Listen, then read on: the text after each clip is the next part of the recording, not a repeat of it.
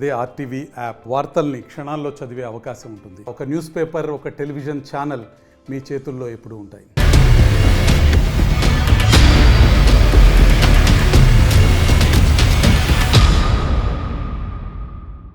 ఆంధ్రప్రదేశ్ ఎన్నికలు చాలా రసవత్తరంగా మారుతున్నాయి. రోజుకో వ్యూహంతో ముందుకు వెళుతున్నాయి ప్రధాన పార్టీలన్నీ కూడా.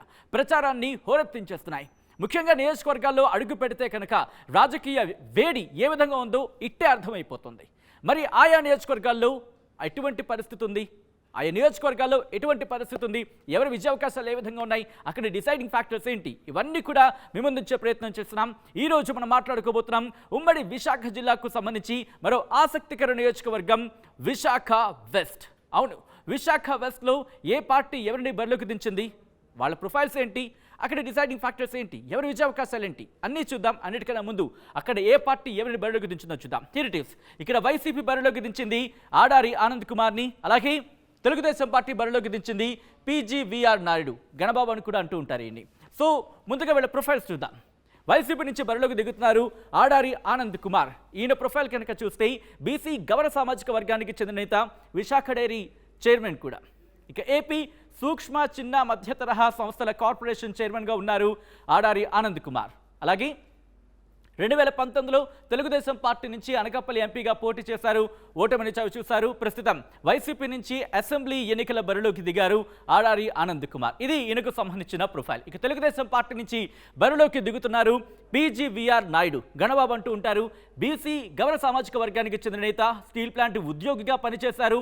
1995 నుంచి తెలుగుదేశం పార్టీలో యాక్టివ్గా ఉన్నారు. జెడ్పీటీసీగా పోటీ చేశారు, గెలిచారు గణబాబు. అలాగే 1999లో పెందుర్తి ఎమ్మెల్యేగా పోటీ చేశారు, గెలిచారు. 2009లో ప్రజారాజ్యం నుంచి పోటీ చేశారు, కానీ ఓటమిని చవిచూశారు గణబాబు. 2014, 2019లో విశాఖపట్నం వెస్ట్ నుంచి పోటీ చేశారు, వరుసగా గెలిచిన సందర్భం. ఈసారి కనుక గెలిస్తే ఇక్కడ హ్యాట్రిక్ అవుతుందని చెప్పుకోవాలి గణబాబుకు సంబంధించి. ఇది వీళ్లకు సంబంధించిన ప్రొఫైల్. విశాఖపట్నం వెస్ట్కి సంబంధించి ప్రొఫైల్ని క్లుప్తంగా చూసే ప్రయత్నం చేస్తే కనుక విశాఖపట్నం లోక్సభ స్థానంలో భాగం, విశాఖపట్నం వెస్ట్ కార్పొరేషన్లో కొంత భాగం, అర్బన్ మండలం ఇందులో ఉన్నాయి అనే మాట ఇక్కడ మనకి అర్థమవుతోంది. అయితే ఇక్కడ సామాజిక వర్గాల పరంగా ఎటువంటి ఇంపాక్ట్ ఉండే అవకాశం ఉంది అనేది ఒకసారి చూసే ప్రయత్నం చేద్దాం. ఇక్కడ కనుక మీరు చూస్తే కాపు సామాజిక వర్గానికి సంబంధించి 60,000 ఓట్లు ఉన్నట్టుగా తెలుస్తోంది.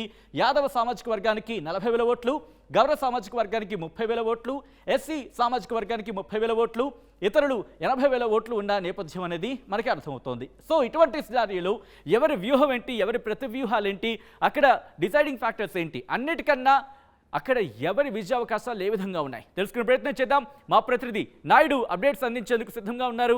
నాయుడు, ఇక్కడ తెలుగుదేశం పార్టీ బరిలోకి దించింది గణబాబుని, వైసీపీ బరిలోకి దించింది ఆనంద్ కుమార్ని, ఆడారి ఆనంద్ కుమార్ని. సో ఎవరి వ్యూహాలేంటి, ఎవరి ప్రతి వ్యూహాలేంటి, అన్నిటికన్నా ముందు అక్కడ వీళ్ళిద్దరికి సంబంధించి విజయావకాశాలు ఏ విధంగా ఉన్నాయి నాయుడు? సచిన్, పశ్చిమ నియోజకవర్గం చూసుకుంటే విశాఖలో 4 దిక్కుల్లో ఒక దిక్కు అని చెప్పవచ్చు. ఎందుకంటే ఇక్కడ ప్రధానంగా టీడీపీకి అయితే సీనియర్ నేతగా, అలాగే ముగ్గురు ఎమ్మెల్యేగా చేసిన పని కూడా గణబాబుకు ఉంది. గణబాబు పూర్తిగా నిత్యం ప్రజల్లోకి వెళ్తూ ఉంటారు. అలాగే ఇక్కడ ఆయన ఎక్కువగా ప్రజల సమస్యలే పరిష్కారం చేస్తారని ఒక నేపథ్యంలో ఎక్కువగా ప్రజలు ఆయన్ని ఎన్నుకుంటారు. మరో పక్క చూసుకుంటే అదే సామాజిక వర్గానికి చెందిన ఆడారి ఆనంద్ వైసీపీ పార్టీ నుంచి అయితే పోటీ చేస్తున్నారు. ఆయన విశాఖ డైరీ చైర్మన్గా. ఎందుకంటే వాళ్ళ నాన్నగారికి ఆడారి తులసిరావు అంటే మంచి పేరు ఉంది. ఆ పేరుని చూసుకొని గతంలో 2019 ఎన్నికల్లో అనకాపల్లి ఎంపీగా పోటీ చేసి ఓడిపోయారు. ఇప్పుడు పశ్చిమ నియోజకవర్గంలో ఎమ్మెల్యేగా పోటీ చేయబోతున్నారు. నిత్యం ఇద్దరు, ఇటు ఆనంద్ కానీ అటు గణబాబు కానీ ఇద్దరు ఒకే సామాజిక వర్గం కావడంతో పూర్తిగా ఎవరు గెలుస్తారనే ఒక అంశం ఉత్కంఠంగా నెలకొందని చెప్పొచ్చు. ఎక్కువగా అక్కడ కాపులు, గౌర్లు ఎక్కువగా ఉన్న నియోజకవర్గంగా పశ్చిమ నియోజకవర్గంగా చెప్పొచ్చు. అలాగే ఇండస్ట్రీలు కూడా ఎక్కువగా ఉన్న ప్రాంతం అది. అందులో గాజువాకలు కూడా సగం అయితే ఈ నియోజకవర్గంలో సగం ప్రాంతం వస్తుంది. అసలు ఎవరు గెలుస్తారనేది ఒక అంశాలు అయితే చాలా ఉద్రిక్తంగా అయితే పరిస్థితులు అయితే ఉన్నాయని చెప్పవచ్చు. ఎందుకంటే ఇద్దరు కీలక నేతలు, ఇద్దరు ఒకే సామాజిక వర్గం చెందిన. గణబాబు ఎక్కువగా చూసుకుంటే పూర్తిగా ఆయన ఎక్కువ టీడీపీ పార్టీలో ఉన్న నేత. అలాగే మొన్న గత ఎన్నికల్లో 151 సీట్లలో వైసీపీ వచ్చిన అంత స్పీడ్లో కూడా టీడీపీ పార్టీ అక్కడ పశ్చిమ నియోజకవర్గంలో టీడీపీ జెండా ఎగరేసిన వ్యక్తి గణబాబు. మరో పక్క అక్కడ వైసీపీ గత ఎన్నికల్లో ఓడిపోయింది, ఇప్పుడు కూడా గెలుస్తుందా ఓడిపోతుందా అనే అంశాలు కూడా చర్చాంశంగా మారిందని చెప్పొచ్చు. సచిన్, రైట్, తెలుగుదేశం పార్టీకి సంబంధించి విజయావకాశాల గురించి మాట్లాడుకునే పరిస్థితి ఉంటే కనుక ఇటువంటి అంశాలు కూడా ప్రభావితం చేసే అవకాశం ఉంది.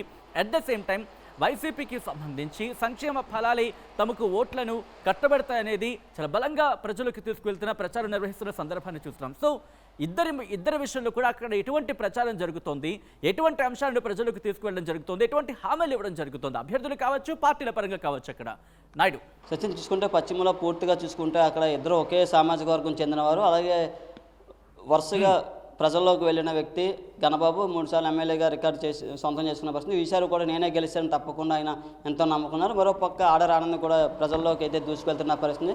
గత ఎన్నికల్లో మేము చేసిన పొరపాట్లు చేయకుండా ఈసారి ప్రభుత్వం చేసిన సంక్షేమ పథకాలు ప్రభుత్వం చేసిన అభివృద్ధిని ప్రజల్లోకి తీసుకువెళ్ళి ఇక్కడ నేను కూడా ఎమ్మెల్యే గెలవాలని చెప్పిన నేపథ్యంలో వ్యూహాత్మకంగా ఆయన ప్రచారంలోకి వెళ్తున్న పరిస్థితి. అలాగే ఎక్కడ గ్యాప్ ఇవ్వకుండా పూర్తిగా ఇద్దరు ప్రచారంలోకి వెళ్తున్న పరిస్థితి. ఎందుకంటే ఆయన విశాఖ డైరీ చైర్మన్గా ఒక పేరు కూడా ఉందని చెప్పొచ్చు.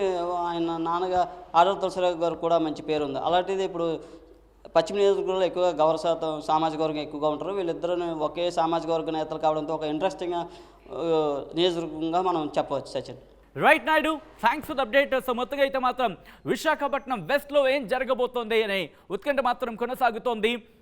2024 మే 11న ప్రజలు ఎవరిని తమ ఎమ్మెల్యేగా ఎన్నుకోబోతున్నారు?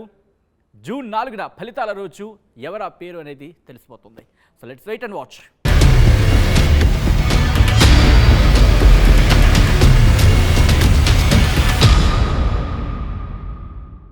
మరిన్ని వీడియోస్ కోసం ఛానల్ ని సబ్స్క్రైబ్ చేయండి. లేటెస్ట్ అప్డేట్స్ కోసం వాట్సాప్ ఛానల్ ని ఫాలో చేయండి. అండ్ లింక్ డిస్క్రిప్షన్ లో ఉంది.